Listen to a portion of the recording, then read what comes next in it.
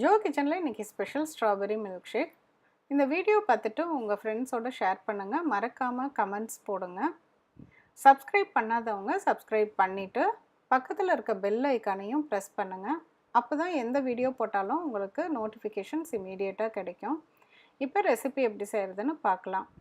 Strawberry milk shake பண்ணுறதுக்கு ஃப்ரெஷ்ஷான strawberry ஒரு பாக்ஸ் வாங்கிட்டு அதை நல்லா வாஷ் பண்ணி எடுத்து அந்த காம்பெல்லாம் கட் பண்ணி வச்சிட்டேன்.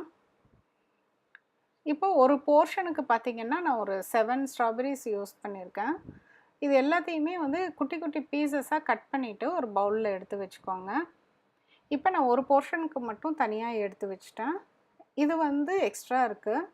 இப்போ இதை யூஸ் பண்ணலைன்னா நம்ம ஒரு கவரில் போட்டு ஃப்ரீசரில் வச்சிடலாம். ஃப்ரீசரில் வச்சுட்டு வேணுங்கிறப்ப நம்ம வந்து யூஸ் பண்ணிக்கலாம்.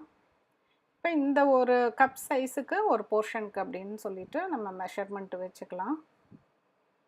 இப்போ 2 எக்ஸ்ட்ரா ஸ்ட்ராபெரியை தனியாக வந்து எடுத்து வச்சுருக்கேன். இது வந்து டெக்கரேஷனுக்காக.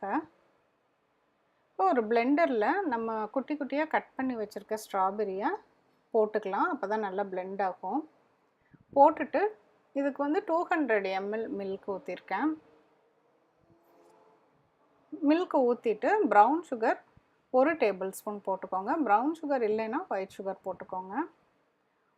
1 ஸ்கூப் வெனிலா ஐஸ்கிரீம், அதையும் வந்து இந்த பிளெண்டர்லேயே ஆட் பண்ணிக்கோங்க. அப்புறம் க்ரஷ்டு ஐஸ் க்யூப்ஸ், இது எல்லாத்தையும் போட்டுட்டு இப்போ இந்த மாதிரி பிளெண்டர் இல்லைன்னா மிக்ஸி ஜார், பெரிய ஜாரில் போட்டுக்கலாம். ஹேண்ட் எலக்ட்ரிக் பிளெண்டரும் யூஸ் பண்ணிக்கலாம். இது பார்த்திங்கன்னா நல்லா ஃப்ராதியாக நல்லா வரும். அதுக்கப்புறமேல நம்ம கிளாஸை வந்து டெக்கரேட் பண்ணுறதுக்கு ஒரு ஸ்பூன் ஸ்ட்ராபெரி எசன்ஸ் போட்டு இந்த மாதிரி போட்டுட்டிங்கன்னா பார்க்குறதுக்கு அழகாக இருக்கும். 1 ஸ்கூப் வெனிலா ஐஸ்கிரீம் போட்டு அது மேலே வந்து நம்ம இந்த மில்க் ஷேக்கை ஊற்றிடலாம். ஒரு ஸ்ட்ராபெரியை கட் பண்ணி சைடில் போட்டு கொஞ்சம் எசன்ஸ் மேலே ஊற்றி டெக்கரேட் பண்ணிக்கலாம்.